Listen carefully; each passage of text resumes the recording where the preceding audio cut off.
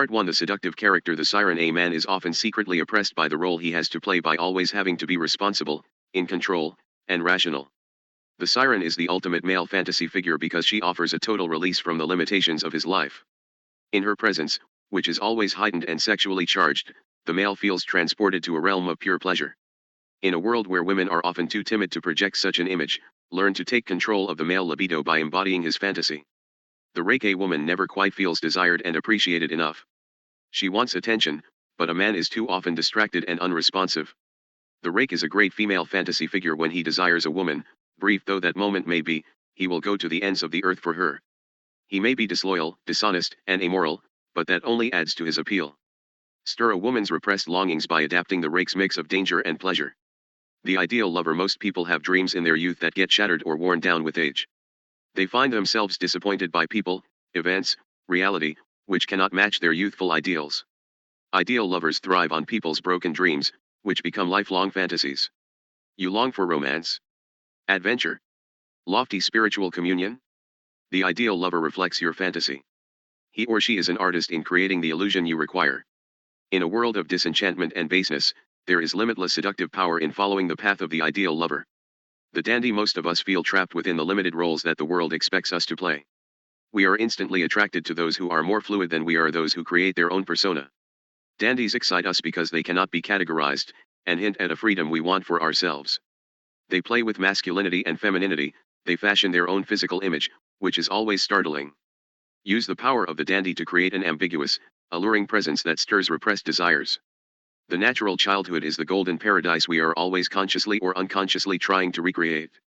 The natural embodies the longed-for qualities of childhood: spontaneity, sincerity, unpretentiousness.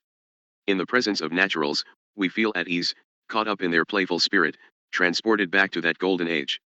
Adopt the pose of the natural to neutralize people's defensiveness and infect them with helpless delight. The coquette. The ability to delay satisfaction is the ultimate art of seduction. While waiting, the victim is held in thrall. Coquettes are the grand masters of the game, orchestrating a back-and-forth movement between hope and frustration. They bait with the promise of reward, the hope of physical pleasure, happiness, fame by association, power, all of which, however, proves elusive, yet this only makes their targets pursue them the more. Imitate the alternating heat and coolness of the coquette and you will keep the seduced at your heels. The charmer. Charm is seduction without sex. Charmers are consummate manipulators, masking their cleverness by creating a mood of pleasure and comfort. Their method is simple: they deflect attention from themselves and focus it on their target. They understand your spirit, feel your pain, adapt to your moods. In the presence of a charmer you feel better about yourself. Learn to cast the charmer's spell by aiming at people's primary weaknesses, vanity and self-esteem. The charismatic. Charisma is a presence that excites us. It comes from an inner quality: self-confidence, sexual energy, sense of purpose, contentment that most people lack and want. This quality radiates outward, permeating the gestures of charismatics, making them seem extraordinary and superior. They learn to heighten their charisma with a piercing gaze, fiery oratory, an air of mystery. Create the charismatic illusion by radiating intensity while remaining detached. The star. Daily life is harsh, and most of us constantly seek escape from it in fantasies and dreams. Stars feed on this weakness, standing out from others through a distinctive and appealing style. They make us want to watch them. At the same time, they are vague and ethereal, keeping their distance, and letting us imagine more than is there. Their dreamlike quality works on our unconscious. Learn to become an object of fascination by projecting the glittering but elusive presence of the star. The anti-seducer. Seducers draw you in by the focused, individualized attention they pay to you. Anti-seducers are the opposite: insecure, self-absorbed, and unable to grasp the psychology of another person. They literally repel. Anti-seducers have no self-awareness, and never realize when they are pestering, imposing, talking too much. Root out anti-seductive qualities in yourself and recognize them in others. There is no pleasure or profit in dealing with the anti-seducer. The seducer's victims. The 18 types. Part 2. The seductive process. Phase 1. Separation. Stirring interest and desire. 1. Choose the right victim. Everything depends on the target of your seduction. Study your prey thoroughly, and choose only those who will prove susceptible to your charms. The right victims are those for whom you can fill a void, who see in you something exotic. They are often isolated or unhappy, or can easily be made so. For the completely contented person is almost impossible to seduce. The perfect victim has some quality that inspires strong emotions in you, making your seductive maneuver seem more natural and dynamic. The perfect victim allows for the perfect chase. To create a false sense of security, approach indirectly. If you are too direct early on, you risk stirring up a resistance that will never be lowered. At first there must be nothing of the seducer in your manner. The seduction should begin at an angle, indirectly, so that the target only gradually becomes aware of you. Haunt the periphery of your target's life. Approach through a third party, or seem to cultivate a relatively neutral relationship, moving gradually from friend to lover. Lull the target into feeling secure, then strike. 3. Send mixed signals. Once people are aware of your presence, and perhaps vaguely intrigued, you need to stir their interest before it settles on someone else.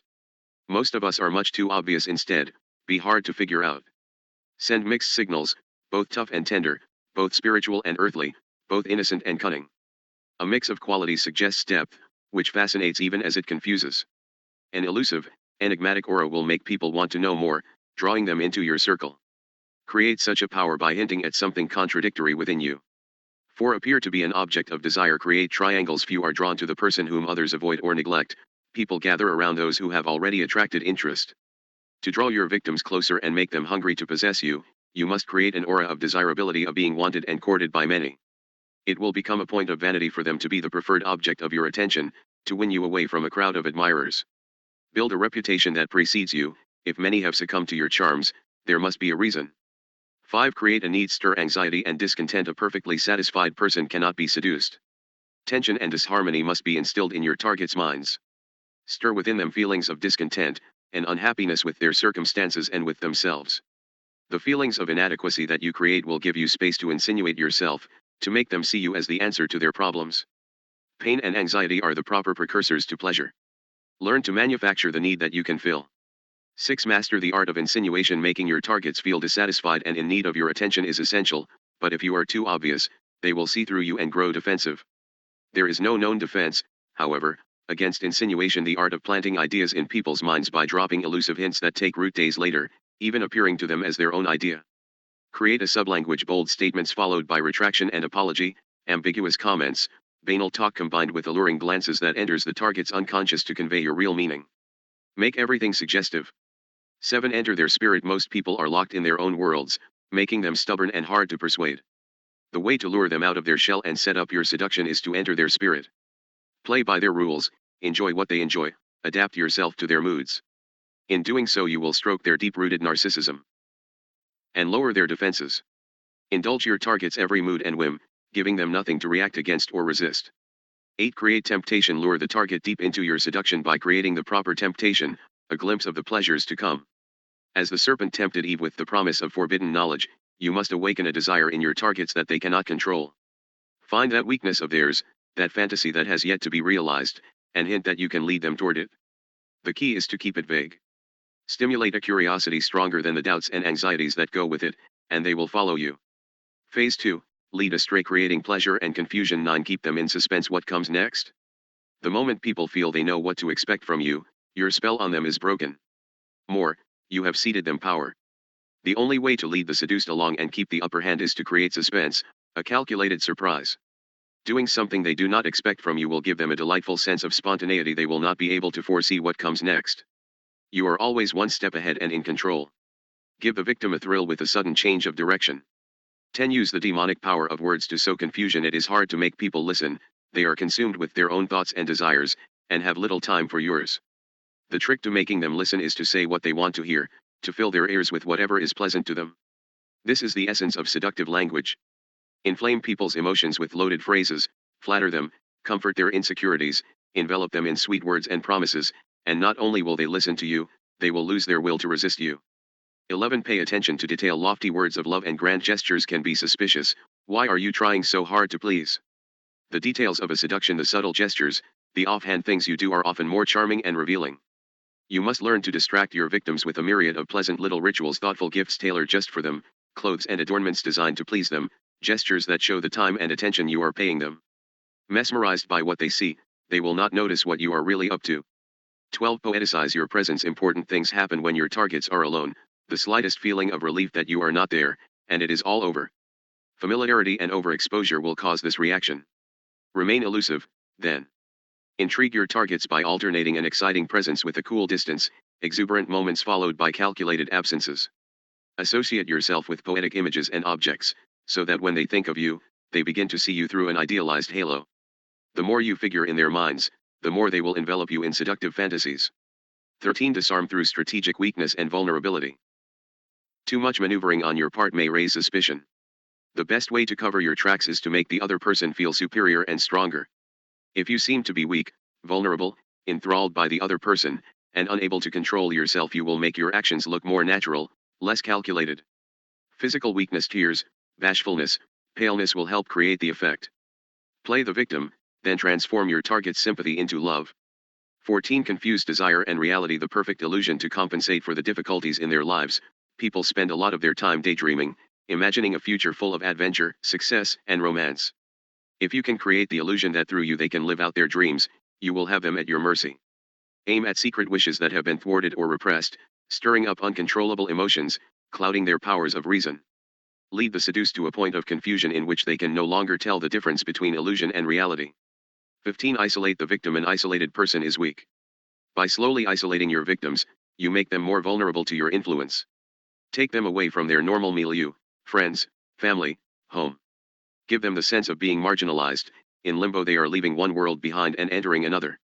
Once isolated like this, they have no outside support, and in their confusion they are easily led astray. Lure the seduced into your lair, where nothing is familiar. Phase 3, the precipice. Deepening the effect through extreme measures. 16. Prove yourself. Most people want to be seduced. If they resist your efforts, it is probably because you have not gone far enough to allay their doubts about your motives, the depth of your feelings, and so on.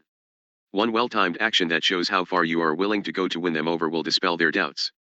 Do not worry about looking foolish or making a mistake. Any kind of deed that is self-sacrificing and for your target's sake will so overwhelm their emotions, they won't notice anything else. 17. Effect or regression. People who have experienced a certain kind of pleasure in the past will try to repeat or relieve it. The deepest rooted and most pleasurable memories are usually those from earliest childhood, and are often unconsciously associated with a parental figure. Bring your targets back to that point by placing yourself in the Oedipal triangle and positioning them as the needy child. Unaware of the cause of their emotional response, they will fall in love with you. 18. Stir up the transgressive and taboo. There are always social limits on what one can do. Some of these, the most elemental taboos, go back centuries, others are more superficial, simply defining polite and acceptable behavior. Making your targets feel that you are leading them past either kind of limit is immensely seductive. People yearn to explore their dark side. Once the desire to transgress draws your targets to you, it will be hard for them to stop. Take them farther than they imagine. The shared feeling of guilt and complicity will create a powerful bond. 19. Use spiritual lures. Everyone has doubts and insecurities about their body, their self-worth, their sexuality. If your seduction appeals exclusively to the physical, you will stir up these doubts and make your targets self-conscious.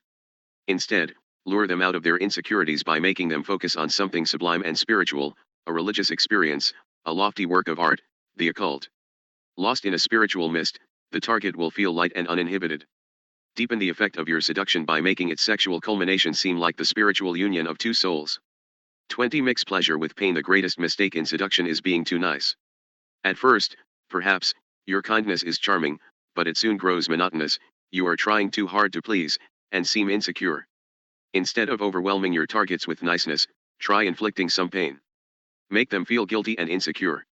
Instigate a breakup now. A rapprochement, a return to your earlier kindness, will turn them weak at the knees. The lower the lows you create, the greater the highs. To heighten the erotic charge, create the excitement of fear. Phase 4, moving in for the kill. 21. Give them space to fall. The pursuer is pursued. If your targets become too used to you as the aggressor, they will give less of their own energy, and the tension will slacken. You need to wake them up, turn the tables. Once they are under your spell, take a step back and they will start to come after you. Hint that you are growing bored. Seem interested in someone else. Soon they will want to possess you physically, and restraint will go out the window. Create the illusion that the seducer is being seduced. 22. Use physical lures. Targets with active minds are dangerous. If they see through your manipulations, they may suddenly develop doubts. Put their minds gently to rest, and waken their dormant senses, by combining a non-defensive attitude with a charged sexual presence. While your cool, nonchalant air is lowering their inhibitions, your glances, voice, and bearing oozing sex and desire are getting under their skin and raising their temperature. Never force the physical, instead infect your targets with heat, lure them into lust. Morality, judgment, and concern for the future will all melt away. 23. Master the art of the bold move. A moment has arrived. Your victim clearly desires you, but is not ready to admit it openly, let alone act on it. This is the time to throw aside chivalry, kindness, and coquetry and to overwhelm with a bold move. Don't give the victim time to consider the consequences. Showing hesitation or awkwardness means you are thinking of yourself as opposed to being overwhelmed by the victim's charms. One person must go on the offensive, and it is you. 24. Beware the after effects. Danger follows in the aftermath of a successful seduction.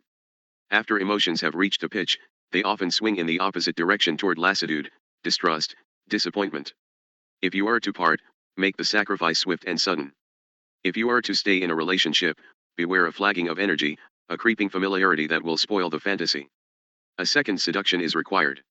Never let the other person take you for granted. Use absence, create pain and conflict, to keep the seduced on tenterhooks.